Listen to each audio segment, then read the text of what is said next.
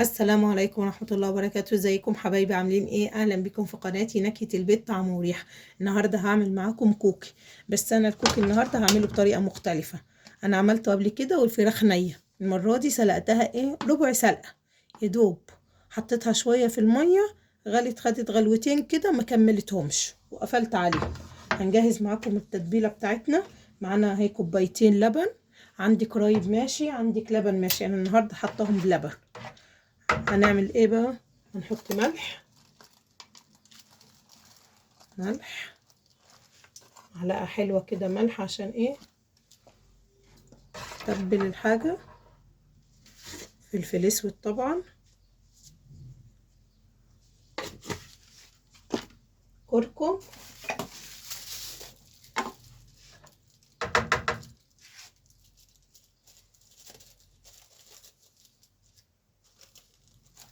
بصي معلقه كبيره كده كركم. هنحط نص كمان اهو، عايزه كمان عشان تديها اللون الحلو. بعدها الكركم مفيد طبعا اهو، كركم اهو.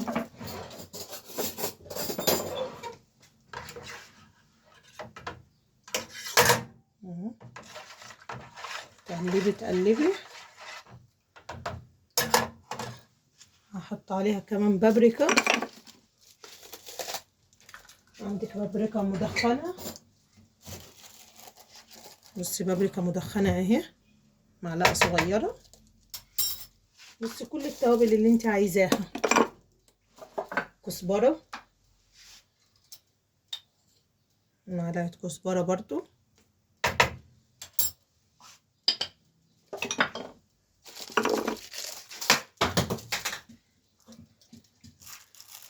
نص شطه،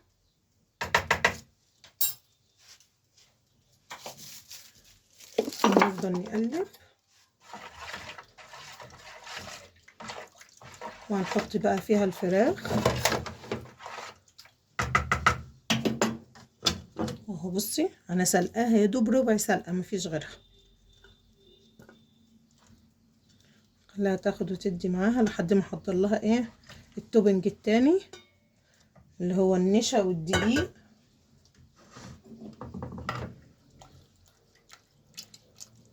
هسيبها شويه تتنقع فيها قبل ما احضر لها الدقيق والنشا والتوابل.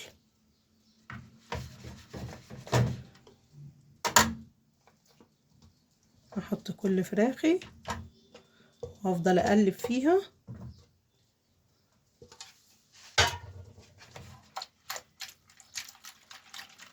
ونسيبهم في بعض لحد ما نجهز ويجي وقت القلي.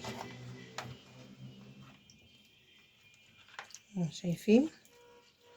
هنسيبها ساعة ساعتين لحد ما تاخد وتدي في التتبيلة بتاعتها. انا عاملاهم من بدري، من قبل المغرب بشوية، عاملاهم من العصر يعني اهو. هنسيبها بقى شوية حلوين لحد ما تاخد وتدي في التتبيلة، وبعد كده نشوف الخطوة اللي بعد كده. هنعمل بقى مع بعض التتبيلة. جبت كوبايتين دقيق، هحط عليهم كوباية نشا اهي، كوبايتين دقيق وكوباية نشا. هنقلبهم مع بعض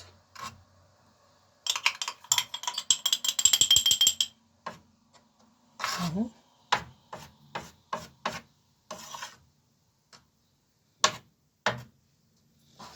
هنحط عليهم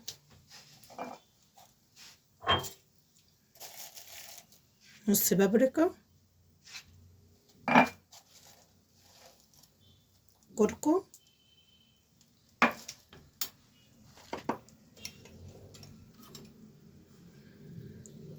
معلقة ملح،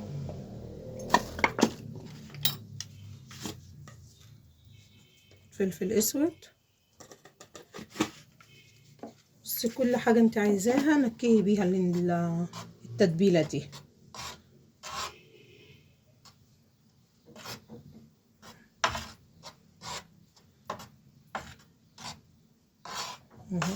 قلبي.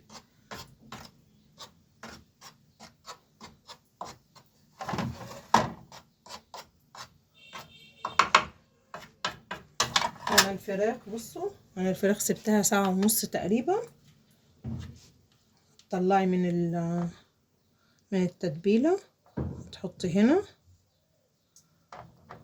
انا بحب انزلها تاني مرة في التتبيلة، في ناس بتنزلها في مية ساقعة، لا انا بحب انزلها في التتبيلة. نزلها تاني في التتبيلة اهو، تتشرب كده في التتبيلة تاني. بعد كده ايه هغطسها تاني في الدقيق والنشا عشان يمسك عليها كذا طبقة. احطها في طبق تاني وهسيبها كده متغلفة اهي، وقبل القلي هنفضها تاني اهو. نحط دي نحطها في التتبيلة برضو وهتنزل كمان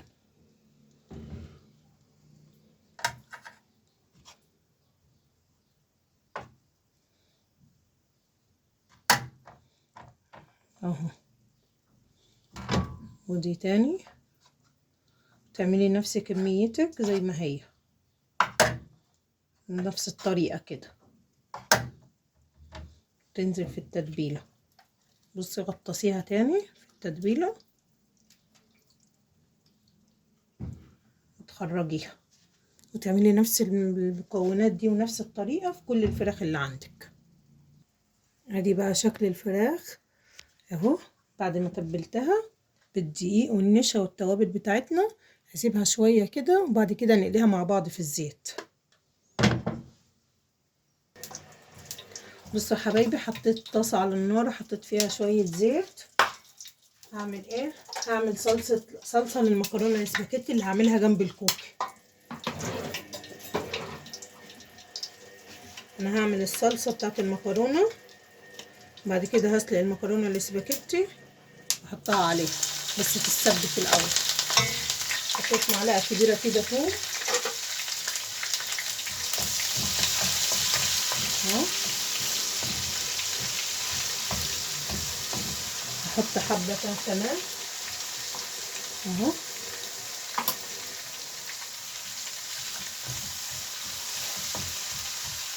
هقلب فيها بقى لحد ما تحمر معاكي. هحط لها شوية كزبرة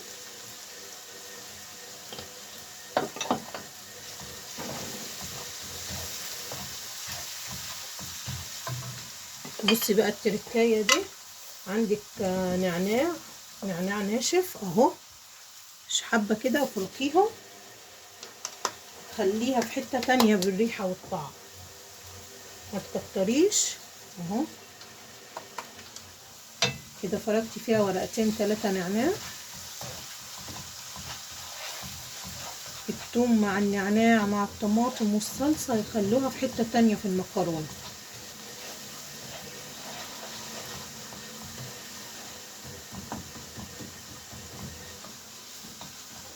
احمري بس معانا التومة كده وانزل عليها بالطماطم.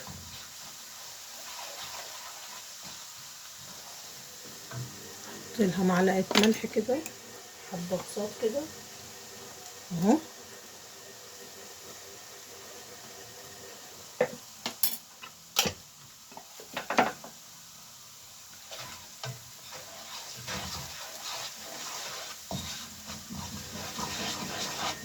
بصي النعناع هيخلي طعمها تحفة.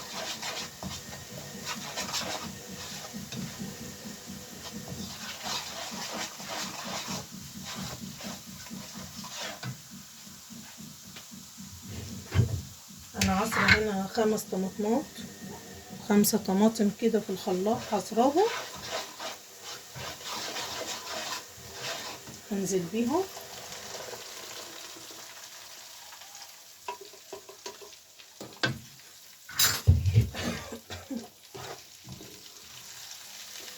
هسيبهم بقى لحد ما ايه يتسبكوا مع بعض. بعد كده هحط حلة على النار عشان اسلق فيها المكرونة الاسباجيتي. هسيبهم بقى لحد ما يتسبكوا. هحط عليهم ايه ملح عشان الطماطم كتير، هحط عليهم فلفل اسود برضو،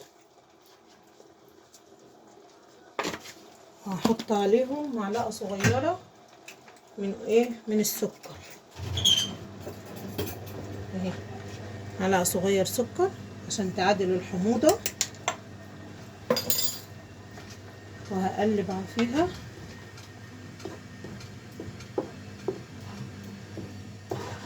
هسيبها بقى لحد ما تتسبك معايا، وهنسلق المكرونه.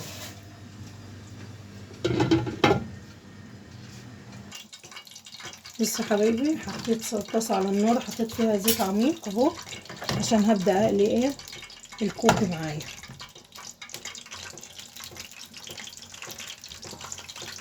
طبعا انا سلقاها ربع سلقه كده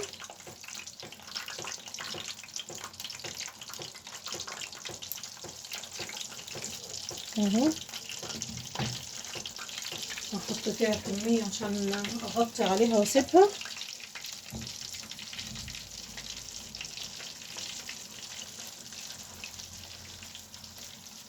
هغطي عليها بقى وهسيبها لحد ما تستوي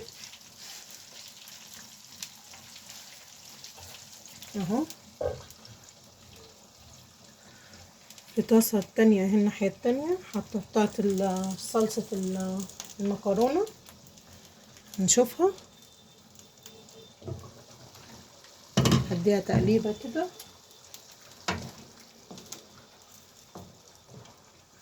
لسه بتتسبك.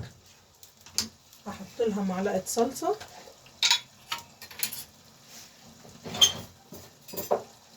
لها معلقه صلصه اهو تتسبك معاها عشان تديها لون حلو.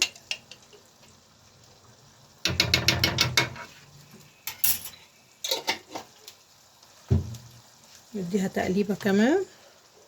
شايفين لونها بقى خطير اهي.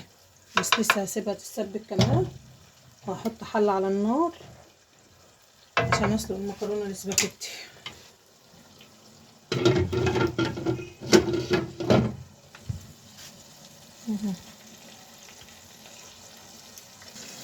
اهو شايفين حبايبي، دي خلاص كده اهو اتسبكت وبقت تمام. هحط لها شطه من ده، بس مش هكتر عشان العيال طبعا، بيديها طعم جميل. اديها تقليبه، ودي كده خلصت. وانا حاطه حله هنا اسلق فيها المكرونه الاسباجيتي دي، خلاص هطفي عليها. وهنا اهو حاطه الكوكي اهو لسه بيتحمر. شايفين اللون الذهبي الجميل.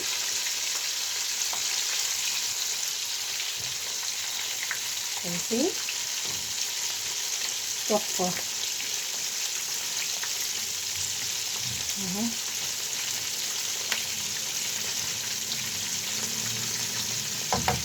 هغطي عليها بقى عشان تكمل سواها، واحط المكرونه الاسباجيتي عشان تتسلق. بس اول ما الميه تغلي اهي، اول ما الميه تغلي كده هحط المكرونه الاسباجيتي فيها.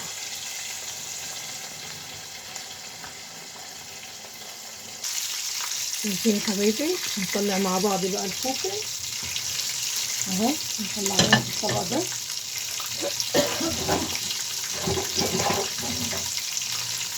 شايفين المنظر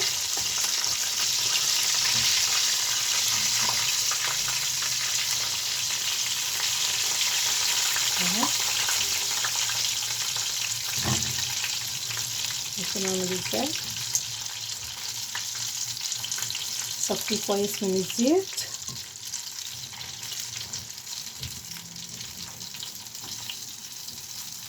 اهو.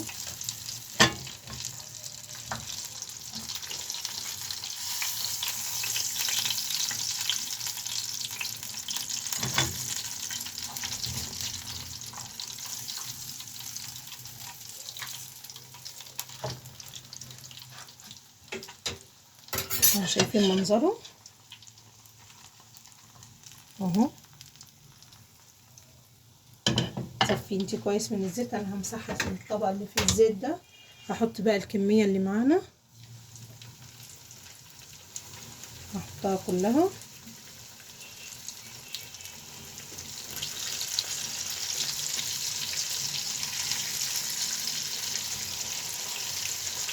كده وهغطي عليها بقى عشان ايه تستوي.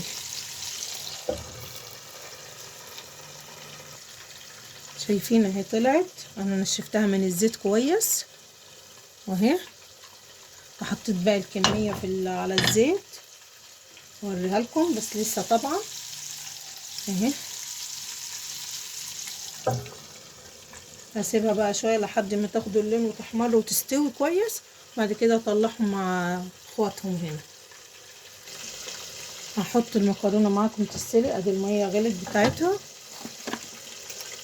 هحط بس في الميه بتاعتها ايه ملح، حبه ملح كده. وهحط كمان فلفل اسود عشان تتنكه. وهحط المكرونه اهي، مكرونه سباكيتي. هنحط حبه كمان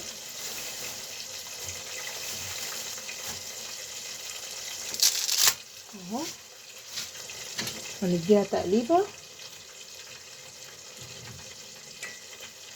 وهسيبها بقى لحد ما تتسلق عشان احطها في الصلصه اللي احنا عملناها مع بعض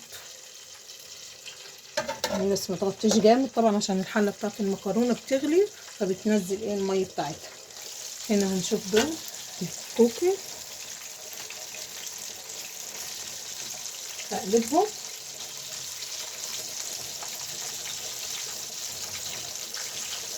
بصي انا وطيت النار بعد ما اخدت الصدمه، وطيت النار عشان تستوي براحتها اهو.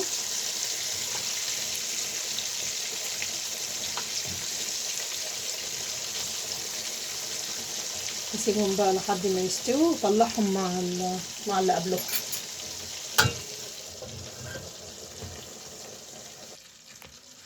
بصوا حبايبي اهو. هنطلع الباقيين دول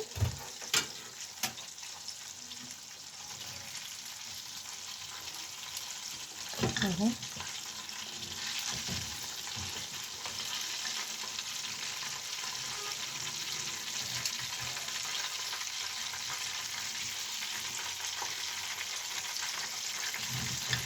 نطلعهم كلهم.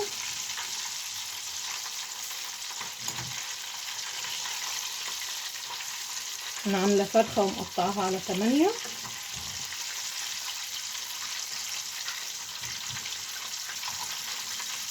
حتى القنصه بتاعتها حطيتها وعملتها برضو اهو. شايفين الشكل تحفه. حطيت المكرونه اهي خلاص اتسلقت. هسخن بس الصلصه بتاعتها وبعد كده احطها جواها. شايفين حبايبي انا حطيت الطاسه على النار اهي عشان تسخن الصلصه. اجيب المكرونه بقى انزل فيها المكرونه.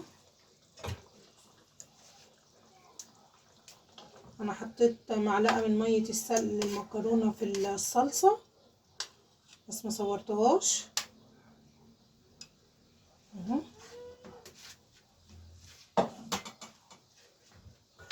هنقلب بقى.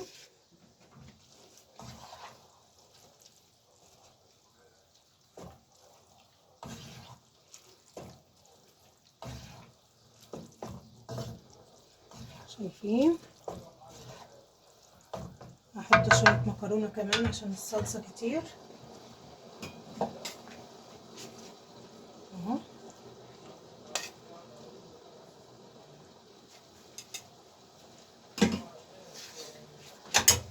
هنقلب. تتقلب بس شويه صغيرين كده.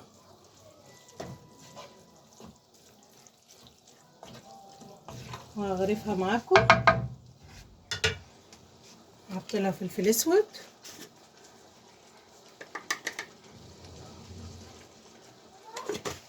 كده ورشة ملح عشان تظبط الطعم بس.